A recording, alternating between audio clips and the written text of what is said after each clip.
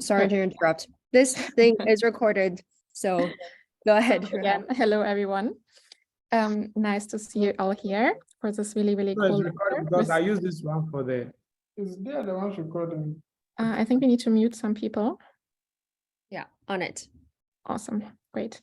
So again, hello everyone. Nice to see everyone here, and nice to see the very exciting, amazing speakers. We are going to start in around 3 minutes.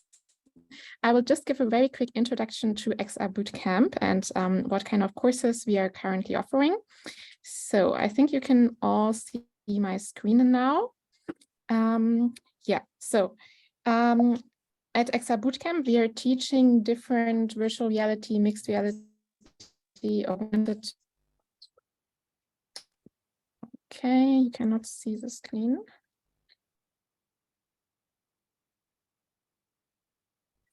Let me try again.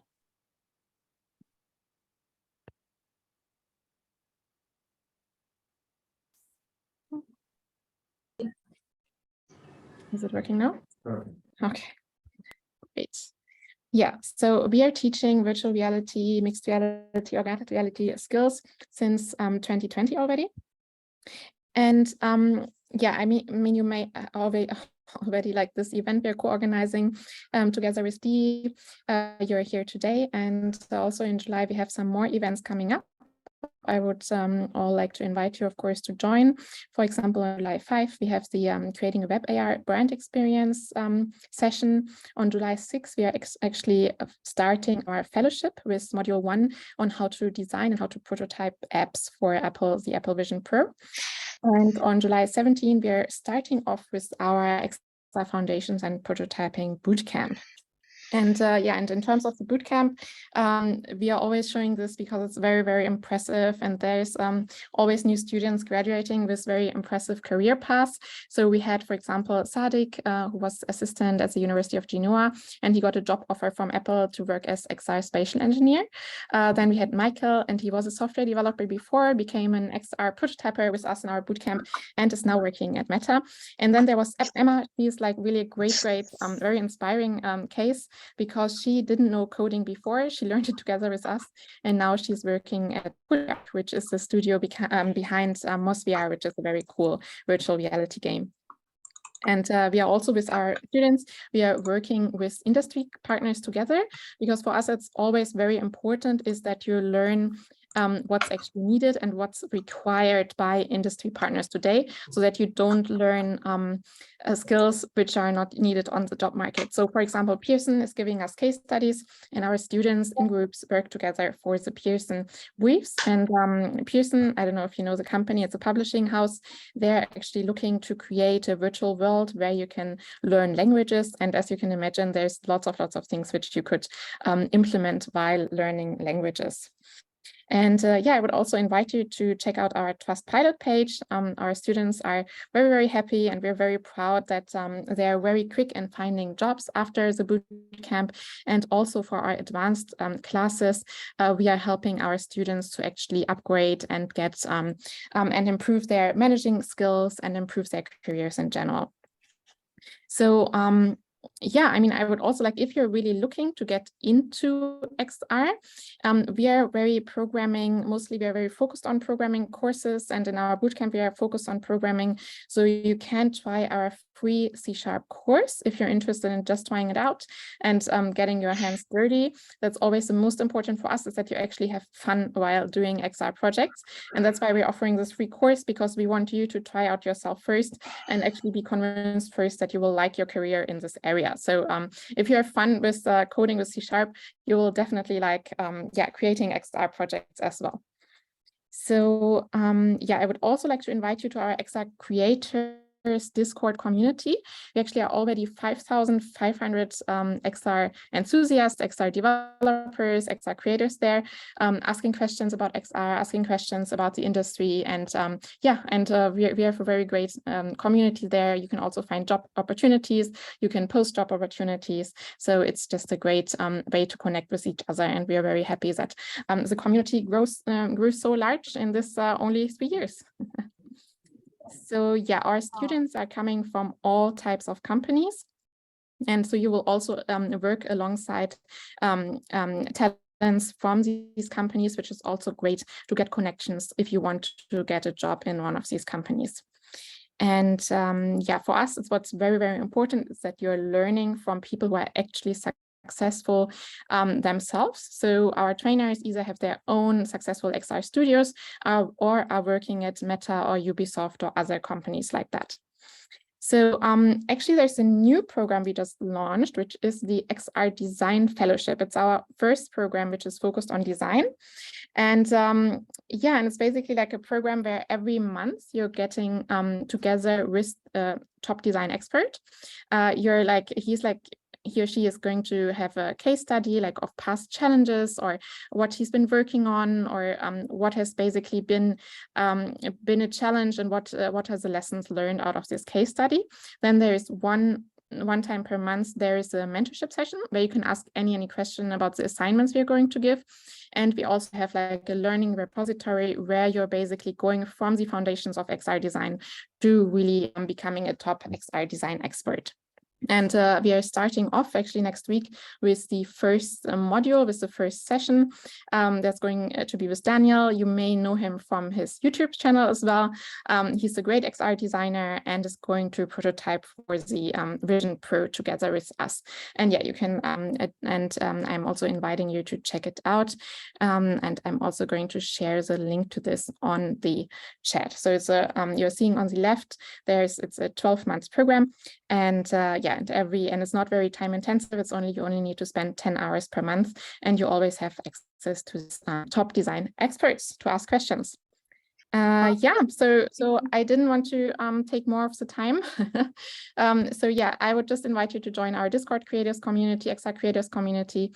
And now I'm really looking forward to hear more from our speakers. Awesome. Thank you so much, Rahel. Yeah, the XR space, as you guys know, is an emerging space. And so it's really important for us to get into the education piece as well as the applications piece. So now turning it to Liv Erickson to introduce our guests for the application piece. Liv, I pulled a little bio for you. I hope you don't mind.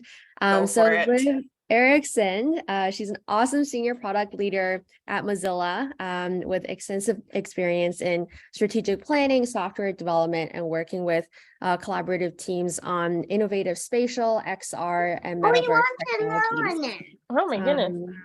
Here, Lacey, I'm going to mute you. Sorry, my daughter's popping off. No worries. This is a family-friendly event, hopefully. So Liv has been at the helm of Hubs until very recently. Now she's leading an innovations fellow program. And so Liv, it's great for you to join us. And then I'll let you go ahead and introduce Jon and Kent. Amazing. Thank you, DE. Thank you all for joining us, and thank you, Kent and Jon, for being here. I'm thrilled to be joined by Kent Bai, who's the producer and host of the Voices of VR podcast, and Jon Oakes, who is the Technology Labs coordinator at San Jose State University. Before we get started, I just want to say, like, both Kent and Jon have been very early enthusiasts of this technology, experts in this space, and have a really great perspective on how XR technologies can be used by educators and for education across a variety of different spaces. And I'm thrilled to have both of you here with me today to chat about education in the XR space. So thank you, Kent. Thank you, Jon. Yeah, it's great to be here. Thanks for having us. Yeah. Amazing. So let's go ahead and I think, to steal Kent's line, dive right into this. As we think about the XR landscape today and how it's being used in education, can you share some experiences or success stories that you've had or heard about in your work where XR tools have really significantly enhanced teaching and learning for different groups of students? Maybe Kent, if you want to start with an overview, and then Jon, if you want to talk through how you're doing this at San Jose State. Sure. Yeah, so I'd say, first of all, there's early education and higher education, and then there's also like training. So it's a wide spectrum for what I see in terms of what's happening with education and training. So you have a company like Striver who's doing a lot of work with enterprises to be able to do specific training for either high elite quarterbacks or using virtual reality technologies to be able to do training for stuff that may be dangerous or rare events, or even onboarding for folks at Walmart. So in terms of corporate aspects and enterprise, there's a whole aspect of like VR being the killer application, or the training being a killer application of virtual reality technologies in general. And then if we start to look at the other, say, higher education or early education, this is an area of virtual reality that I think is relatively underfunded, meaning that most of the stuff that I've seen in this realm has been more community-based applications that are out there. So there's stuff like Nanome, which is a virtual reality application that is starting to do visualizations for putting together like sequences of building different molecules and proteins and stuff like that. So that's more of like biological visualization. So there's certain applications that have been released on the App Store where they have a distinct use case. And then I'd say there's the broad case of, if you're teaching and you're in a classroom, how do you start to bring in these immersive technologies to give a spatial experience in a broader context, or maybe have some different interactive aspects for some of these different things that you're trying to teach. And this is something that there used to be a whole like Google Expeditions program that had a whole bunch of like 360 videos, but that program has since folded. But there was a lot of efforts there to try to bring in, say, using the Google Cardboard and take kids on field trips. KaiXR is another company that's been trying to do this type of field trip applications where there's certain experiences that they're creating. Engage XR is another application platform that has had a lot of educators on it. Actually, AltSpace was the sort of source of a lot of the educators in VR. And then since that's shut down, a lot of them have dispersed out to different locations, including Engage XR. And I'd point to the Poly's WebXR Awards, and there's some other experiences that they have. They've been trying to highlight specific experiences that are best in class for the last 3 years. And there's one called Prehistoric Domain, where you're going in and actually looking at these dinosaurs at scale. So using the affordances of VR to be immersed in these spaces and to see the broad scale of these different, applications. And I'll post a link to some of those different, award winners, and you can go and look at the Poly Awards to see some other specific examples. But I think we're still really early when it comes to the potential of XR, mostly because we don't have a lot of the technology that's in the hands of creators. But using technologies like WebXR, both Mozilla Hubs and Frame VR came up quite a lot in the latest iLearn 2023. I gave the opening keynote there, and there's a lot of educators that are just creating these different spaces and putting different objects, different text and photos, so that you kind of create this museum. I guess it's more of a spatial museum where you start to look at the sustainable development goals. Was a topic that I saw come up again and again. What are different ways you can start to visualize those? So I think it's still very early and there's still a lot of potential. And like I said, it's relatively underfunded, which means that a lot of the efforts have tended to be in this more open web or WebXR realm as we start to move forward. And I'll paste some links in the chat for some other specific examples that you can go check out. Awesome. Thank you. And Jon, you've been working with this at San Jose State for quite a few years now. Do you want to talk a little bit about what you've seen? Sure. Yeah. So I started at San Jose State after coming from the VR industry in late 2018. Had about a year and a half or so before COVID just settled in and derailed some of our efforts, but we kind of moved into using WebXR products for both VR and for just desktop use for different things. But we do have some studies that we've done and some experiments that are ongoing that show that confirm, XR, it's worth the effort. If you do it right, it really is worth the effort to teach certainly some topics. Most notably, we had several years ago, actually in 2017, before I joined, a student just did a weekend hack of a simulation showing the relationship between pressure, temperature, and volume for atoms in a closed vessel and how they move around with different heat and pressure and all that. And he just did it just kind of as a senior project, shared it. It was shown to faculty. It kind of floated around. Then a chemistry professor saw it and said, "Hey, I can use this," because he's a physical chemistry professor, and took code and kind of rewrote it, restructured it, and turned it into a lesson about the ideal gas law and Boyle's law, and used that because his students really struggled with visualizing the relationship between molecular mass and temperature and the whole thing of how things work. And when he put his class through it, he put part of his class through the lab in VR, which is a full HTC Vive experience initially, where they had to go in and perform experiments, and there was a giant container of molecules bouncing around, and students could see physically how things reacted to them. And then another group didn't have that. And the ones that did the VR portion did 35% better than the ones who didn't in terms of retention. They retained the knowledge really well. So we did that study for a couple of semesters, and he applied for an NSF grant and received an award. And now we're like full steam looking at all these different ways we can model different physical chemistry concepts and share those out. And we've got 3 of the universities in various cohorts exploring fluid dynamics, aerodynamics, because they're all kind of the same code base under the hood. It's just ways you distribute them.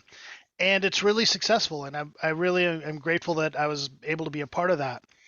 But beyond that, I mean, so 2 lessons there for educators out there. One is, if you find the right thing, it's very effective, and we'll probably have a chance to talk about what makes an effective XR experience. But also, there's money out there the government is willing to share to promote these kinds of efforts. So there's that. But one of the things I wanted to stress about this is we've also had great success just using like Google Earth, Tilt Brush, Rec Room even. And hubs. I can't forget about hubs. Hubs we've used extensively to combat Zoom fatigue, to share content, to do posters. Over COVID, it was great. We had whole classes running in Mozilla Hubs, and it was fun, and people loved it. But if you're the educator, or if you have a VR tech that you can work with, there's a lot of free software out there that you can leverage for various applications. And I could talk about that more if we have time, but I don't want to monopolize things. Yeah, that's great. I saw coming through the comment, have a comment come through in the chat that having physical chemistry concepts taught in VR would really help with folks from in college and how they were thinking through it. So definitely resonating with the audience here. I think Jon and Kent, you both mentioned that there's a variety of different tools and ways that educators can be thinking about how to integrate into these experiences into their curriculum, how they're using it. I would love to dive more into what does make XR an effective teaching mechanism, what works really well, maybe what are some challenges that you've seen folks have in using XR in the educational space. I think there's a lot that can feel very overwhelming when getting started. So I'm curious to know from the 2 of you, what's effective, what's a challenge, what are challenges, and how can folks think about introducing this if it's new to their students? Yeah. Go ahead, Kent. Yeah, I was just going to say that as I was looking at some of the different learning models, there's different, like the psychomotor domain, there's the cognitive domain, the affective domain, and then embodied cognition. And I feel like the great thing about virtual reality is that it starts to bring in all these different domains together. The psychomotor domain is more about using your motor skills and engaging in agency and taking an interactive approach. And so I think that's probably the hardest thing of how to really make an immersive interactive experience where you're actually engaged. But even if you create a space where you're able to explore around and chase your own curiosity and create a field of possibilities for a space that you're able to spatialize in some way and give someone a spatial context. I'm seeing a lot more of, saying, like Engage XR, people taking photogrammetry scans of certain, historical places and allowing them to explore around these different spatial contexts. And so there's this environmental context that you're able to provide within an immersive environment, and give people an opportunity to have this, like, imagine having objects in that environment, and then by picking up those objects and interacting with them, they're learning more about the context of that world. So that's like the environmental aspect of it. And then there's the immersive storytelling, which I think I've seen different pieces over the years that, like, say, Sundance, Tribeca, South by Southwest, they'll take there's actually a piece that was on Hubs that was looking at, this transatlantic slave trade in the Caribbean and having this dance performance that was bringing in like, depth kit performance of a dance that was being streamed live. But we were taking through this spatial journey of these different locations that have different pictures and photos. And as we move through space, we have this experience of going on a journey. And I think that's the thing that, what makes VR so powerful is that it creates this architecture of memory that you're able to kind of create these memory palaces. And I think that's an area that we're going to probably see a lot more of. And I think as we move forward, what we haven't seen as much is, say, starting to take like a content management system like WordPress and start to pull in like a way of doing data visualization. That's something I'm actively exploring right now for Voices of VR, where I have 1,221 episodes that I've published, and I'm going through and adding taxonomy terms and categories and tags. But what would it look like to be able to go into an immersive experience and see all the higher level relational dynamics that are happening within the context of different clusters of information? So I feel like in the long run, that's where we're going to start to be going, is going to an immersive experience and you come out of it understanding the deeper context as well as the deeper relational dynamics. And I feel like with the medium of VR, you're able to, have this nodal graph of these different relational, how things are related to each other. And that's more of an abstraction. So this more, I guess, how do you represent data in a way that is not have a strict spatial context, but starts to get into those relational dynamics. So I know there's a number of different, Bad VR and other, Flow Immersive is starting to look at ways of doing data visualizations types of stuff. So I feel like the frontier right now, we've done a lot of work with Unity and Unreal Engine and bringing in the standard 3D pipeline. But I think as we start to move forward, how do we start to bring the open web and all the affordances of the open web into these immersive experiences? That's the frontier with what we have with WebXR. We've been sort of waiting for Safari to announce when they're going to launch support for WebXR support. And they said it's coming with the Apple Vision Pro early next year. So we're kind of, I think that's a sign for the larger WebXR community that, hey, WebXR, once there's support from Apple, is going to be a whole opportunity to bring in all these other aspects from the open web, whether it's using Babylon.js or 3GS as these platforms that, or in that 3GS happens to be what Mozilla Hubs uses for, I believe, as far as, my understanding, but there's going to be these other tools to be able to use all these open source tools of the open web and start to kind of mix and match different information in a way that I think is going to be a whole new frontier that I'm really excited to see where that starts to go. Yeah. So I'm a little bit more in the trenches day to day, so I can tell you, and I think the question is about barriers to XR adoption and overcoming them, and there are. There is a, if you're in this conference, if you're here today, you're probably already an early adopter. You're probably already somebody who's played with XR. But for the most part, in my experience, when students come in, only about 2 to 4% have ever even tried any XR, whether that's any kind of VR headset or even a keyboard mouse, 3D worlds other than like video games. And so it's still very early, and they're new to it. And so educators, and I'm dealing with higher ed educators, a lot of them have not experienced VR yet either, so it's new to them. So you're an early adopter, and that's great, and I appreciate you being here and thinking about it.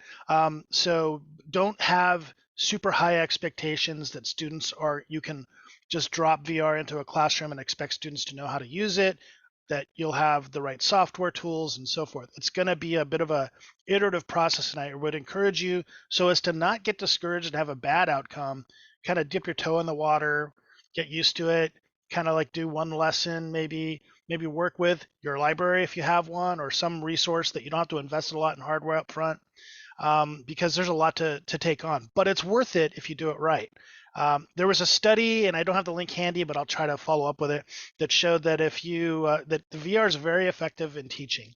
But if you're throwing people into VR, and I think Kent might refer to this in another talk that I saw him give, that if you throw people into VR and hit them with a lot of cognitive load right off the bat, it actually kind of backfires because they're dealing with the whole spatial interface, whether that's on a keyboard and mouse or in a VR headset that they're not used to, and trying to learn something new. It's a bit much. So you got to let people ease into it, get them comfortable with the XR experience, whatever that is for them, and then deliver content in a very appropriate manner.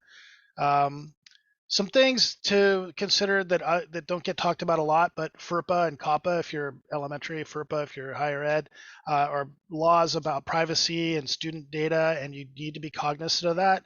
It's really hard to use any meta software or hardware without running afoul of FERPA, which is why I'm a big fan of OpenXR and WebXR, because you can kind of bypass that. But just keep that in mind. It's something to consider. I'm not going to try to be your lawyer here, but it is a risk. You want to consider the data privacy of your students and yourself and your organization when you're working with these platforms. Something to be aware of. Last barrier is just talking about XR in the classroom. VR, if you're doing embodied VR, it takes a lot of room. If you're in a classroom, even if you have 30 headsets, you're going to have a hard time getting enough room for 30 students to do VR all at the same time, unless you're very, very lucky and have a huge space that you can occupy. So when you're designing your lessons or your interactions, what I typically do is kind of bring that down to about 10 at a time and have the lesson structure that there's a helper, a trainer, and kind of a safety person, and they're little pods of 3 to keep everybody. So one person's in VR, the other 2 have something to do if you're dealing with a typical 30-person class. But there's some space, the platform restrictions and privacy, the cost, and the lack of content are all hurdles we're going to have to overcome, but it's worth it. So don't be discouraged.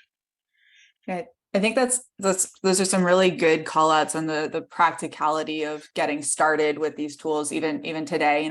I think the 3 of us who've been having some of these conversations for quite a while have seen a lot of changes, and it's still important to call out that, John, to your point, a very small percentage of people have really actually had a chance to get immersed in some of these spaces. So I think it's really key to think about the onboarding and learning process for these new tools and technologies and paradigms separately from, okay, what am I actually intended to learn once I am inside of this environmental context? How do you see XR tools evolving, especially in light of recent developments like the Vision Pro? I think, Kent, you hinted a little bit about integration with content management systems. I'm curious how you both are thinking about what the next maybe 3 to 5 years might look like for XR in education that folks can think about as they may be thinking about integrating it into their own programs. Well, I'd say that right now there's like a choice of either you're going to dive headfirst into Unity or Unreal Engine to be able to start to produce an immersive experience that's a native application, or you have the option to go with the open web and use a platform like FrameVR, Hubs, or other WebXR type platforms of just, kind of core integrations. So I feel like as we start to move forward, like Simon Wardley has this model where there's different phases of evolution. And so there's the academic idea where something is proven out. There's the custom, bespoke, handcrafted enterprise phase where there's a lot of work that you have to do for the first time. And then there's each and every time you create an experience, there's a lot of basically you do it from scratch. And then you eventually get to the consumer platforms where it's basically easy to be able to create these different immersive experiences. It's like mass consumer scale. So in terms of and then eventually it gets to be like mass ubiquity. But right now we're still in that very much bespoke, handcrafted phase where anything you want to do, you have to basically roll your own, or there's not a lot of things to say copy and paste and build off of. Although with WebXR, that because it is the capability of having open source, you can start to potentially build off stuff. But the big challenge is getting the different 3D models and creating these scenes and basically creating all the assets that you need as a baseline. With the Google Expeditions, a lot of the things that they would say back when that was around was that they would try not to tie the curriculum into the spatial context of whatever immersive experience that they had, meaning that you could show the same 360 video or experience to a whole range, K through 12, or even up into higher education. And they would be up to the teachers to then add on top of that, whatever the curriculum is going to be. And so if you decouple those, you just create the immersive experience, then you can have like whatever education, goal that you want. And I think that's probably what's going to happen right now is maybe there's already immersive experiences that are out there that could be used as a lesson. But the content generation is the biggest barrier. And so with generative AI, maybe it'll be within the next, certainly within the next 5 years, it'll be like the holodeck where you just like speak into the ether of a generative AI that takes your magical spell of your prompt craft and generates the world for you, So I feel like we're like in 5 years, that's like our progress is happening at an exponential rate, it seems, with these large language models and generative AI. But there's still that element of ensuring that it's like accurate or, it's good enough or, to what degree are we going to be able to really create these robust, systems? So maybe generative AI is going to take us from that custom handcrafted and make it so much easier for people to create content. But I think there's still going to be, a lot of specific domain knowledge to be able to know how to cast those magical generative AI spells to be able to even do that. So right now, I feel like the content creation is one of the biggest barriers, but also the fact that Apple hasn't, fully supported WebXR means that the entire industry has been waiting to have that green light of like, this is an actual cross-platform thing that everybody can start to develop for. And I feel like with the launch with the Apple Vision Pro, with support with WebXR, it's going to be underneath the flag at first, but then it's going to be eventually integrated into it. I think that's going to be a whole new era for the open web to really flourish. And that I have a lot of faith that things like 3GS, Babylon.js, and these other emerging platforms, it's going to be easier to start to more dynamically bring in content, maybe even with your phone, creating NeRFs. These are the neural radiance fields, which are ways of just capturing with your phone to be able to take people into these volumetric capture of these different spaces. And so all the ways of kind of integrating volumetric capture and, the consumer, making it easier for people to create their own volumetric captures. And, photogrammetry right now is still the highest quality. But as we move forward, there's going to be phone-based applications where you can start to capture different spatial contexts and bring them into these immersive spaces. And when that becomes a lot easier, then I think it's going to be much easier for educators to start to do that. But right now, I think the tool sets are not so easy. You have to have a lot of 3D modeling and just kind of subject domain knowledge to be able to even create these immersive experiences. And as we start to have other integrations with like WordPress and other content management systems where you could have these repositories of information, you have things like Sketchfab, which are amazing repositories to bring in 3D models. And so I think these integrations with those tools and making it easier for people to just kind of, create these experiences, then I think it's going to open up a lot. So, but I'd love to hear what Jon has to say. Yeah, I agree with a lot of what you said. I think so.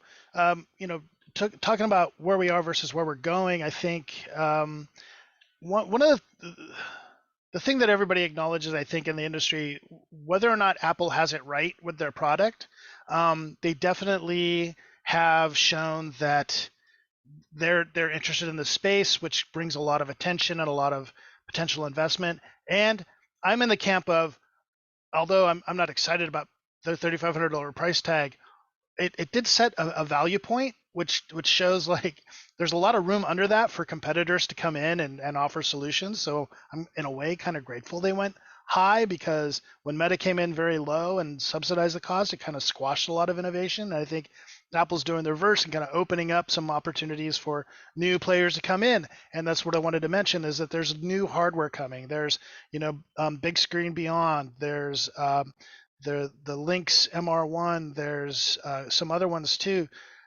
Somnium Space. There's different headsets that are coming that are not tied to a platform necessarily.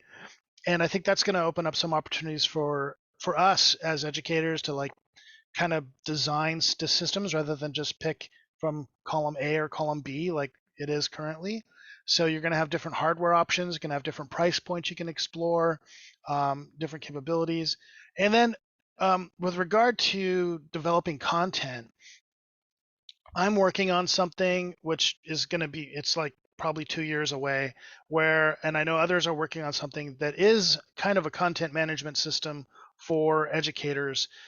Because I'm working in the library, I'm working with our library resources to have a content repository that an XR app can just look at and bring it in. So it's just, if you put it in your library archives, it'll just be available for you in your VR space and scaled appropriately and all that. So there's things like that in the works, and I'm not the only project in town. There's going to be others as well, might be better. There's also tool sets like Ultimate XR, VR Builder, VRTK, which are tied to the like mostly, I guess I'm talking about Unity at the moment, but there's also stuff for Unreal that make it easier to develop these apps. And now with AI tools, I am a little more optimistic than Kent maybe in terms of like the 5-year horizon. I think it's already usable for somebody who's reasonably proficient with these platforms to make it a force multiplier to be able to get your content into a VR app much easier. I'm not a professional developer, although I play with it. I'm able to do stuff much more quickly now than I ever could, which makes projects more feasible, with just using ChatGPT for helping me write Unity scripts, for generating art, and for even playing with animations. There's a lot of tools that are coming, and it's just this is just a 6-month-old process. So a year from now, who knows where we'll be. So like I said before, you all are here. You're in XR in education. It's the starting gun has just gone off, so you're right on time. But it's definitely going to move fast, and there's a lot of opportunities to create good content now. And I think one of the things I'd like to put a plug in for is just keep your eye on open access and open systems, because all due respect to Pearson is involved in this, and that's great. They have a business, but I mean, I think the publishers are going to see this as a threat and try to lock it down and grab a bunch of content and get all that. And that's actually going to be a risk for us going forward, is that we need to, everybody wants to put in their walled gardens and keep us in their corral. And I think the magic of XR and the metaverse is the interconnectedness of it, which is going to require some level of openness. And I would encourage you all to do that, to strive for that, and to pick that, and to challenge companies to provide that, because I think it's going to be really important. It's going to move fast, and we escaped the era of the internet when it was CompuServe and Prodigy and AOL, and that was it, right? Now we have the open web, and look what it's done for us. And I think we need to have that same mindset as we move into the XR space. So yeah, I think that for me, I'm really excited to see how these pieces are all coming together. I mean, you both mentioned that the barrier to entry in creating content is going to continue to be lowered with these new generative AI tools. And as the availability of open platforms, no code tools come into play, it becomes much easier for someone who's a domain expert to start experimenting in a low risk way with some of these XR technologies. Last question from me before we'll go over to audience Q&A. How do we ensure that these tools are both accessible, and what are the ethical considerations that we should have when we think about using XR in educational experiences? Yeah, well, I think that access is not only from, say, the 2D, having both virtual reality and immersive, but even having like a 2D interface for some of these. So access on like a phone or tablet or PC. And so there's the cross compatibility access, but then accessibility in terms of folks who are low vision or blind or deaf or hard of hearing or other cognitive impairments. I mean, I just did, Liv, you and I were just at the XR Axis conference that was happening at Cornell Tech in New York City. And I recorded nearly 6 hours of interviews there with different folks. And that's the series that I'm actively working on right now to start to explore what is happening with accessibility with XR. It's probably one of the biggest open challenges and problems with XR is that it isn't accessible. And I point to like Alchemy Labs, who did a lot of pioneering work with Cosmonius High of having a whole mode for folks who are low vision or blind to be able to play the experience. And so having different audio cues and when you teleport, giving more context to what's happening there. So I think there's a lot of innovation that needs to happen in terms of how do we take these, the spatial reality of our world, and because it's a virtual space, we have a lot of information and metadata about what's in that world. And if we start to develop the types of tools of either audio overlays or even using haptics in innovative and new ways to be able to deal with information overload, then as we start to develop these in virtual spaces, then those same types of tools could be ported over into augmented reality and start to make the physical world much more accessible as well. And I feel like that's an exciting possibility where how there's this path where the physical world in a lot of ways is not accessible. And so the same challenges you have to solve for the physical reality, you have to also solve in these virtual spaces.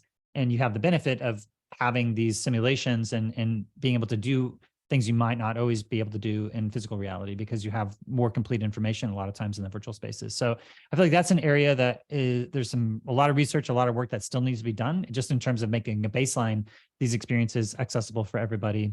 And there's guidelines that folks like Oculus have but when I talk to folks from the XR Access community, they don't go far enough. They're basically just like general guidelines. And so there's still a lot of work of making XR accessible for everyone.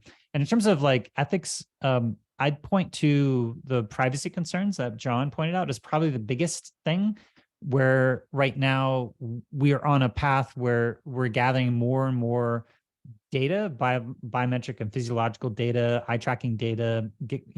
As we have more and more sensors that are put onto these headsets, there's more and more information that's going to be threatening what Nita Farahani calls cognitive liberty, which is our freedom of thought, our mental privacy, and our free will or self-determination.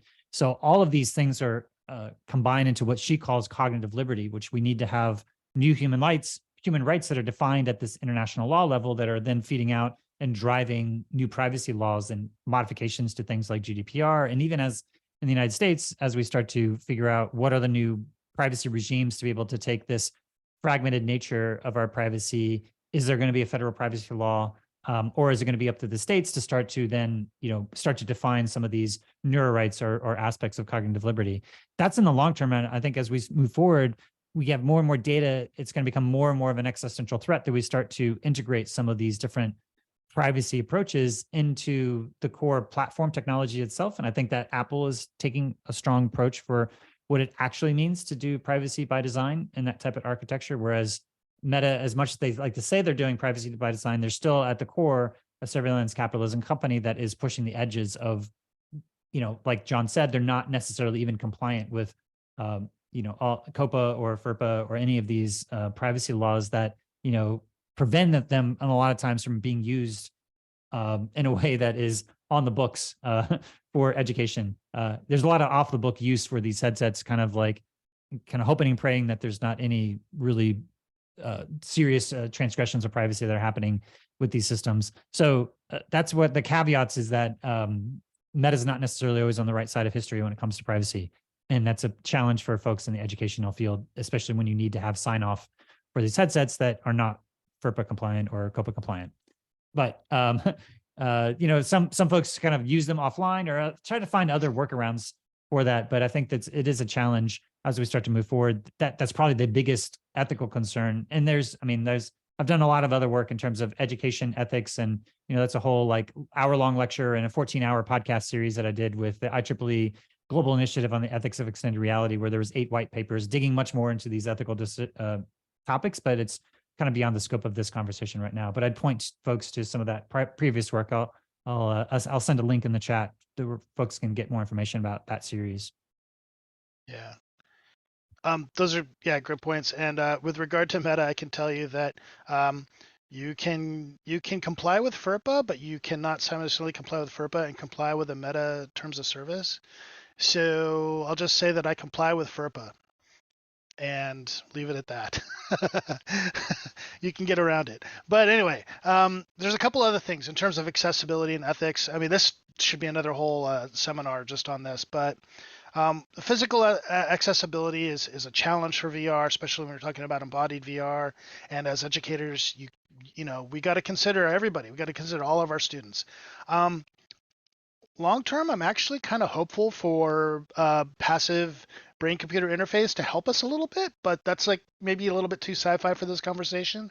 So I would say in the short term that you can do as educators, all of us here, is demand that bigger companies like Google, Sony, Meta, Apple, especially being heavily in education, before you write a PO for them, before you go out to bid, demand that they address accessibility. They have the resources. They can do it. It's just not economically feasible in the short term for them, given the demographics of the people they're trying to target. But you can force their hand a bit. Education's a big apple. No pun intended. It's a big pie, put it that way, and they want a piece of it. So you can, you know, if you're here in this call, you're going to be involved in the decision-making process at some level. Raise your hand, ask about accessibility, and not only physical accessibility, but economic accessibility. A lot of my students don't have laptops, don't have gaming PCs, don't even have room in their house because they're living at home to do VR. So we need to be thinking about, you know, solutions that can be accessible via a phone, like not phone VR, not even necessarily, but like literally a smartphone or a regular laptop, even if it's a scaled down experience. You can do it. It exists. That's why I'm a big fan of WebXR, because you almost get all that for free. When you're doing your development, you might have to think a little bit about the user experience, but it's important. And, you know, just keep those folks in mind, because there's a long tail of division that can happen if we kind of like just let us go with the fanciest VR headset that, you know, lets you jump around a room and do full motion capture. That's great, and I'm a fan of that, but you can't do that at the expense of leaving out a percentage of your students who are unable to participate. So you got to try to do both and fight for the people who have the least voice. Yeah, I think that's a really great call out. And so as we think about like the future of building these tools, a question that we had from the audience is who's doing this right now? How can people get involved? We had a question: is there a group of educators that are pioneering these tools and in the spirit of open source modular solutions for XR, making this content more collaborative? And if so, how do people join? I would point folks to educators in VR. I know that they were doing pretty regular meetups in AltSpace, and I think they were basically using these existing platforms, and some of them moved to like Victory XR and Engage XR, and maybe some into Hubs and other open source Frame VR, other applications. They definitely have a Discord. I believe they have Discord that you can join as well. I would start there, and there's also iLearn, which was they used to be in Verbella. I think they're going to be shutting down their Verbella instance and maybe moving over to Engage XR. But iLearn has been a group of educators. They just had a conference, and all their videos are online that you can take a look at. I posted a link to the keynote that I gave just like 3 weeks ago there. But there's lots of different educators there that are giving talks from around the world. So both the iLearn and educators in VR are two communities that I point to. Yeah, those are great starting points. You got to probably find your tribe, you know, so to speak, of the people who are right in line with whatever your space is, whether it's high school or higher ed or even elementary, and drill down from there. But those are great places to start. You know, and I'm sure you'll get contact information for me, and I'm pretty good at connecting people. So feel free to like hit me up on Twitter or email or whatever information you have on me, or LinkedIn, and tell me what you're looking for, and I'll probably be able to give you some advice. There's only 100 of you. You can't overwhelm me. It sounds like a challenge. Everybody should connect with Jon. Okay, another question, and I'd love to hear maybe some pros and cons of this approach. Why not create a virtual reality university or a place where people can get accredited degrees? I'll say maybe what would be some of the pros of that approach? Have you seen that approach, and what would be some of the challenges of executing on that today? Well, I would say that Engage XR started with that vision of having an ability to have these different like lower the barrier of entry for folks to be able to have access to this premium education. And what Engage has done, which I think is really quite interesting, is they've actually had this hybrid model where they do a lot of corporate like communications context. And so they're building out their platform, and they're doing these enterprise like corporate meetings and corporate events, but at the same time building out their tool set to also deploy that out to different educators. And so the majority, I did a interview with David Whelan at AWE that's not published yet, and they just did a Fatboy Slim like concert experience that was like basically proving out the extent of what you can do on their platform. But one of the things he was just saying is that, well, his approach is to like have this enterprise business model where you're actually getting money.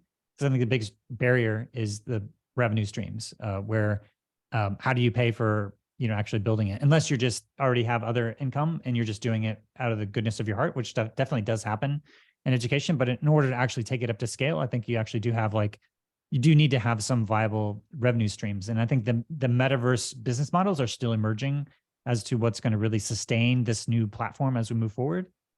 Patronage and other people paying for stuff upfront and subscriptions, I think is something that has seemed to work. But I point to Engage XR and what they've been doing. And I have an upcoming interview with David Whelan, who's going into much more detail. But if you look at Engage as a platform, that's exactly what they're trying to kind of create and cultivate, is a platform where you could have these types of educational experiences. And you have open source projects like Hubs and Frame VR. Frame is actually a part of Verbella. So that's another way of how Frame is being developed as an open source technology on Babylon.js and other,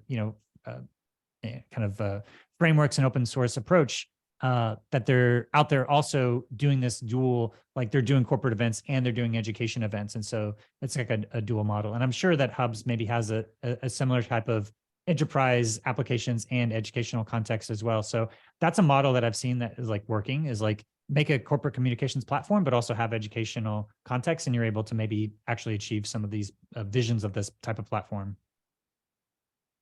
Yeah, and I would just say that I think we don't need to worry about. Engage is doing that's great, and they should, because they're going to develop a lot. They're going to solve a lot of problems and figure out a lot of problems, and we'll all learn from that. I think I maybe I'm on the edge here, but I think VR universities or attending class in VR or XR or in some kind of immersive space is inevitable. Like, we almost can't stop it. We're already doing a virtual campus at San Jose State, which is a lot of Zoom based, but there's already like hub sessions happening, and Frame and Second Life, and it's a natural, as people learn to solve the problems of access and have the hardware to access it, they will get drawn to the best experience they can deliver. And as the rising tide floats all boats, people are going to go to the better educational experience. I mean, the best educational experience is to have a learned person next to you side by side, learning something and doing hands-on, or having a personal tutor. That doesn't scale well. So the next thing is, how do you get together virtually and have that physical social connection, the mental, the high-res avatars with facial expressions and hands and feet and motion and location. All that is really only possible in VR. And in fact, I think as we solve these problems, it's actually going to get better. It's going to be a better learning experience than a classroom, and better learning experience than driving to a university. And I think we'll have to wait and see, but that's where I think we're headed. That's why that's part of why I took this job 5 years ago. And I think that's where we're going to find ourselves, especially now with AI making it easier, and with hardware getting cheaper and more accessible. Just like every class has a website, every class has a Canvas shell pretty much. Every class has web resources. Every class has you watch a video. I think within a finite period of time, every class is going to have a virtual space. And then that might be the primary space people learn from. Awesome. Well, I know that I could talk to you both for hours and hours, but in the interest of time, I want to say thank you to both Jon and Kent for joining us and for everyone who's here today. I'm going to hand it back over to DE to talk a little bit more about what we can expect through the rest of our summer series. And I want to say a second, just thank you again to Jon and Kent for everything that you shared today and for painting a vision of how people can get started working with this technology, some of the pitfalls and challenges that they might see, and this vision of what is coming through the next few years of XR in education. Thank you both. Yeah, thanks for having us. Yeah, it's great. Love talking to both of you, and I could do this all day. The other thing is, for everybody who's here. I mean, there's like a bunch of stuff in the chat which I think is going to go away as soon as we end this thing. So I'm on LinkedIn. If you saw the invite, I'm going to be on there. Feel free to connect and message me there, and we'll continue the conversation, because I think once we end this Zoom session, all these questions are going to go away. So I don't want to lose anybody's answers. Yeah, we'll continue the conversation in our Hub's Discord, so make sure that you join it. I'll put the link again in the chat here. Yeah, I want to echo Liv. Thank you so much, Kent and Jon.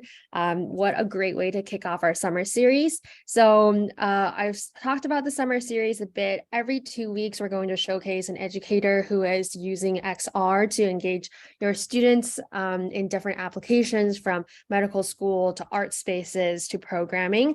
And we have an awesome lineup for you guys. And I'll put the next event with Gary Burnett, who has been a longtime XR educator over in the UK. And for those of you who are interested, in August, we are launching a specific education promotion for people in the education space. We're giving a huge early access discount and exclusive for people attending this talk. You can email hubs-sales@mozilla.com with the subject education sector, and we'll send that discount to you. Cool. Love the links. Like Jon said, as soon as we end this, the links will disappear. So make sure you also put the links in our Discord. That's where we'll continue. And hopefully we'll see you guys in 2 weeks. And to wrap this up, I do have a little poll. So please complete this. It'll take like 20 seconds. And then what is today? Thursday? Have a great Thursday, everyone. Either you're just kicking it off or ending it. Thank you again so much for joining. Thank you all.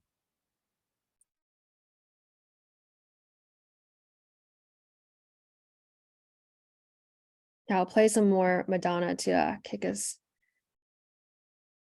to wrap this up. Thanks, everyone. Yep. Thank you. Thank you so much.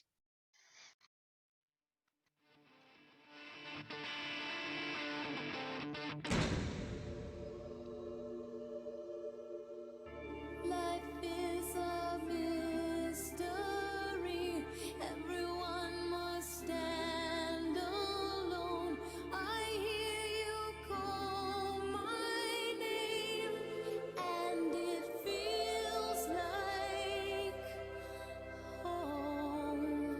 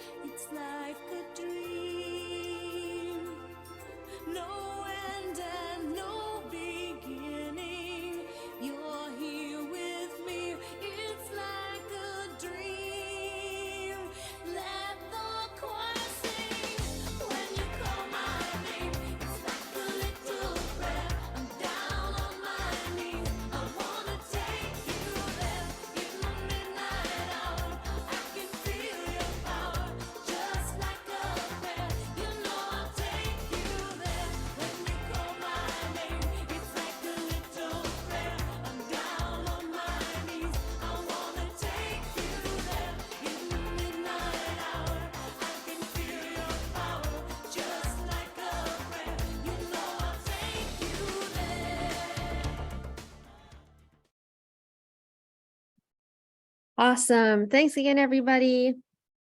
And have a great day. Bye.